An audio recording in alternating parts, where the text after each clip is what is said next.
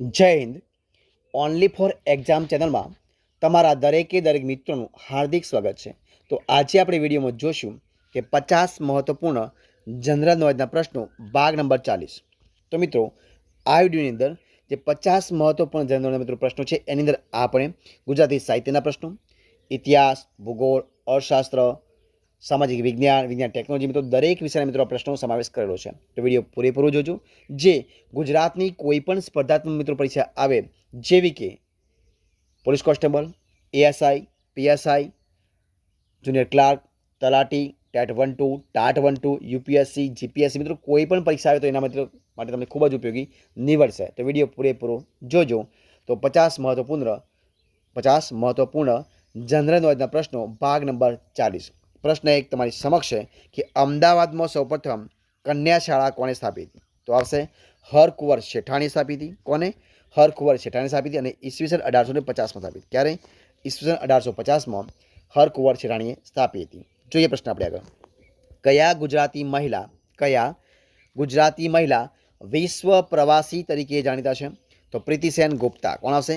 પ્રીતિસેન ગુપ્તા. હેમચંદ્રાચાર્ય સ્થાપેલું જ્ઞાન મંદિર ગુજરાતમાં ક્યાં આવેલું છે? તો પાટણમાં. મિત્રો ક્યાં આવ્યું છે? પાટણમાં આવેલું છે.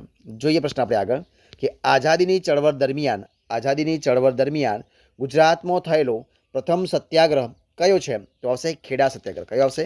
ખેડા સત્યાગ્રહ.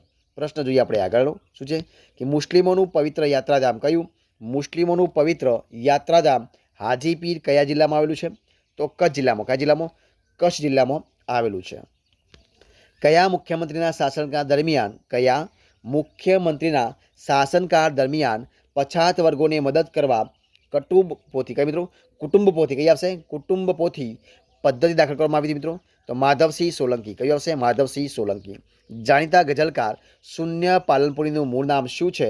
તો આવશે મિત્રો અલીખાન બલોચ. શું આવશે? અલીખાન બલોચ. ગુજરાતના પ્રથમ ભૌતિક વિજ્ઞાની મિત્રો કોણ હતા? તો ડૉક્ટર વિક્રમ સારાભાઈ. કોણ? ડૉક્ટર વિક્રમ સારાભાઈ. ગુજરાતનો સૌપ્રથમ પ્રિન્ટિંગ પ્રેસ કયા શહેરમાં શરૂ થયો હતો? તો સુરતમાં. ક્યાં આવશે? સુરતની અંદર. જોઈએ પ્રશ્ન આપણે ચર્ચા કરીએ કે ગુજરાતના કયા મહાન રાજવીને દત્તક લેવામાં આવ્યા હતા? તો આવશે સયાજીરાવ ગાયકવાડને. કોને મિત્રો? સયાજીરાવ ગાયકવાડને દત્તક લેવામાં આવ્યા હતા. વિવિધ રંગ ધરાવતા હોવાને કારણે દિવાળી ઘોડા પક્ષીઓને કચ્છમાં શું નામ આપવામાં આવ્યું છે મિત્રો? તો ખત્રિયાણી. શું નામ આપવામાં આવ્યું છે? ખત્રિયાણી. જોઈએ પ્રશ્ન આપણે આગળ કે સસ્તું સાહિત્ય કયું? સસ્તું સાહિત્ય જે સંસ્થા છે તો એના સ્થાપક મિત્રો કોણ હતા? તો એના સ્થાપક હતા ભિક્ષુ અખંડાનંદ. કોણ મિત્રો? ભિક્ષુ અખંડાનંદ. કચ્છ જિલ્લાનું મુખ્ય મથક કયું છે? તો ભુજ આવશે. કયું આવશે? ભુજ. ગુજરાતમાં આવેલા કયા સરોવરનો વિષ્ણુ પુરાણમાં ઉલ્લેખ કરવામાં આવે છે? તો મિત્રો આવશે નારાયણ સરોવર. કયું આવશે? નારાયણ સરોવર. ગાંધીજીએ આનંદ શંકર ધ્રુવની કઈ કૃતિને વૃદ્ધ પોથી કહી છે? તો હિન્દુ બાળ પોથી. કઈ આવશે? હિન્દુ ધર્મની બાળ પોથીને. પ્રશ્ન આપણે જોઈએ કે એસએજીનું પૂરું નામ શું છે? તો સ્પોર્ટ ઓથોરિટી ઓફ ગુજરાત. કયું આવશે? સ્પોર્ટ્સ ઓથોરિટી ઓફ ગુજરાત આવશે. ત્યારબાદ દોતા અને પાલનપુર વચ્ચે કઈ ટેકરીઓ આવેલી છે? તો જેસોર. કઈ આવશે? જેસોરની ટેકરીઓ. ત્યારબાદ જોઈએ આપણે આગળ કે ગુજરાતમાં પારસીઓને આશ્રય આપનાર રાજાનું નામ મિત્રો શું છે? તો આવશે જાદી રાણા. કયું આવશે? જાદી રાણા. શ્રી અરવિંદ યુવાકાળમાં ગુજરાતના કયા શહેરોમાં રહ્યા હતા? તો વડોદરા. ક્યાં રહ્યા હતા? વડોદરામાં રહ્યા હતા. વડોદરા શહેરમાંથી કઈ નદી વહે છે મિત્રો? આવશે વિશ્વામિત્રી. કઈ વહે છે? વિશ્વામિત્રી વહે છે. સૌરાષ્ટ્રનું લોકકથા સાહિત્ય સૌથી વિશેષ કોના સર્જનમાં ઝળકે છે? તો ઝવેરચંદ મેઘાણી. શું આવશે? ઝવેરચંદ મેઘાણીનું.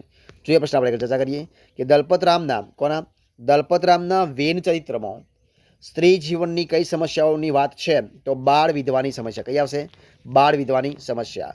અહમદ શાહે ગુજરાતની રાજધાની પાટણથી ક્યાં ખસેડવાનો નિર્ણય કર્યો હતો? મિત્રો ક્યાં કર્યો હતો? તો આવશે આશાવલ. શું આવશે? આશાવલ એટલે કે હાલનું અમદાવાદ. ગુજરાતનું મત્સ્ય ઉદ્યોગનું સૌથી મોટું કેન્દ્ર કયું છે? આવશે વેરાવળ. કયું આવશે? વેરાવળ. પ્રશ્ન આગળ જોઈએ ગુજરાતનો ખેલાડી રાજ્ય કક્ષાએ સિદ્ધિ પ્રાપ્ત કરે ત્યારે તેને કયો એવોર્ડ આપવામાં આવે છે? તો જયદીપસિંહ એવોર્ડ. કયો આવશે? જયદીપસિંહ એવોર્ડ આપવામાં આવે છે. ગુજરાતી ભાષાના કયું આવશે? ગુજરાતી ભાષાના પ્રાચીન હસ્તલિખિત પુસ્તકોના સંગ્રહ માટે કઈ સંસ્થા કાર્યરત હતી? તો આવશે ફાર્બસ ગુજરાતી સભા. કઈ આવશે? ફાર્બસ ગુજરાતી સભા. જે પ્રશ્ન આપણે આગળ ચર્ચા કરીએ. નર્મદના કયા કાવ્યમાં એનું આત્મચરિત્ર નિરૂપાતું જોવા મળે છે? તો વીરસિંહ. મિત્રો વીરસિંહની અંદર. અસાહિતના વંશજો વર્તમાનમાં કયા નામે ઓળખાય છે? તો તરગાળા નામે. તો કયા નામે? તરગાળા નામે ઓળખાય છે.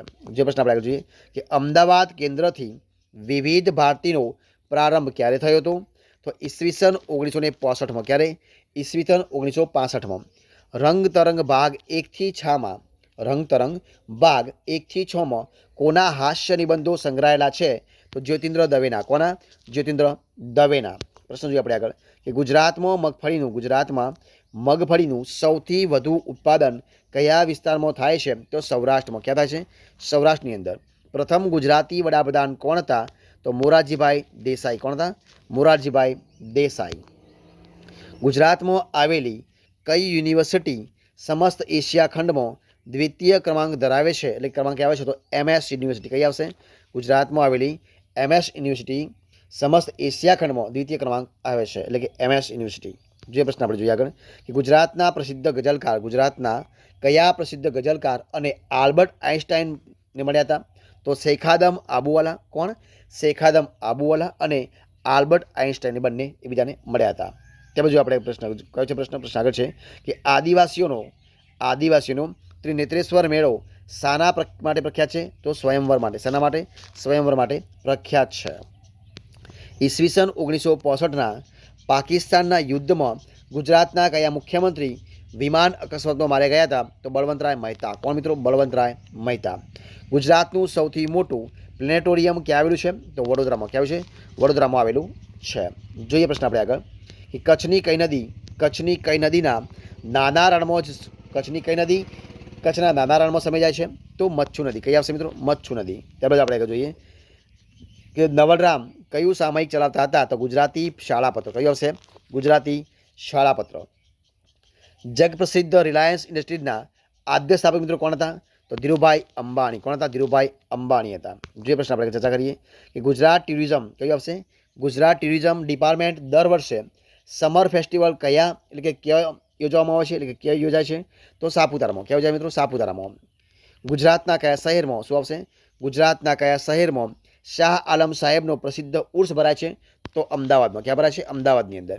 ઉદવાડામાં આવેલી કઈ જગ્યાની મિત્રો જોવાલાયક છે? તો પવિત્ર ઈરાન શો ફાયર ટેમ્પલ. કયું આવશે? પવિત્ર ઈરાન શો ફાયર ટેમ્પલ. જે પ્રશ્ન આપણે ચર્ચા કરીએ કે પોરબંદરમાં આવેલ મહાત્મા ગાંધી કીર્તિ મંદિર કોણે બંધાવ્યું હતું? તો નાનજી કાલિદાસ મહેતા. શું આવશે? નાનજી કાલિદાસ મહેતા. સંયુક્ત રાષ્ટ્રસંઘના અંડર સેક્રેટરી તરીકે કયા ગુજરાતી પોતાની અમૂલ્ય સેવા આપી ચૂક્યા છે? તો ચિન્મય ધારેખાન. કોણ મિત્રો? ચિન્મય ધારેખાન. ગુજરાતનો કયો જિલ્લો વિશ્વની સૌથી મોટી ફ્લેમિંગો વસાહત માટે જાણીતો છે? તો આવશે કચ્છ જિલ્લો. કયો આવશે? કચ્છ જિલ્લો. પ્રશ્ન જોઈએ આપણે આગળ કે મહેન્દ્ર મેઘાણી. કોણ? મહેન્દ્ર મેઘાણી સંપાદિત કઈ ગુજરાતી ગ્રંથ શ્રેણી બેસ્ટ સેલર બની હતી? તો આવશે અડધી સદીની વાંચન યાત્રા ભાગ 1 થી 4. કઈ? અડધી સદીની વાંચન યાત્રા ભાગ 1 થી 4. મિત્રો અડધી સદી આ રીતે પણ લખાય. કઈ રીતે લખાય? અડધી સદી આપણે લખી શકીએ. ત્યારબાદ જે પ્રશ્ન આપણે આગળ કે કચ્છના રણપ્રદેશનો પરિવેશ કોની વાર્તાઓમાં વિશેષ જોવા મળે છે? તો જયંત ખત્રી આવશે. કોણ આવશે?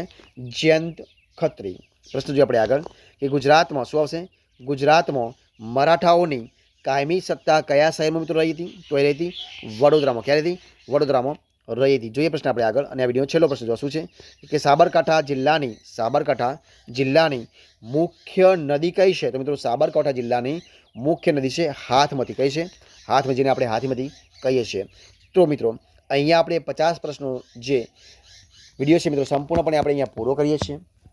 જોવા તમને મારો વિડીયો ગમ્યો હોય, પસંદ આવ્યો હોય, યુઝફુલ લાગ્યો હોય તો એને લાઇક કરો, કોમેન્ટ કરો, તમારા મિત્રોને વિડીયો શેર કરો અને છેલ્લે ચેનલમાં નવા હોય ચેનલ સબસ્ક્રાઈબ ન કરી હોય તો ઓનલી ફોર એક્ઝામ ચેનલને સબસ્ક્રાઈબ કરવા માટે વિનંતી છે.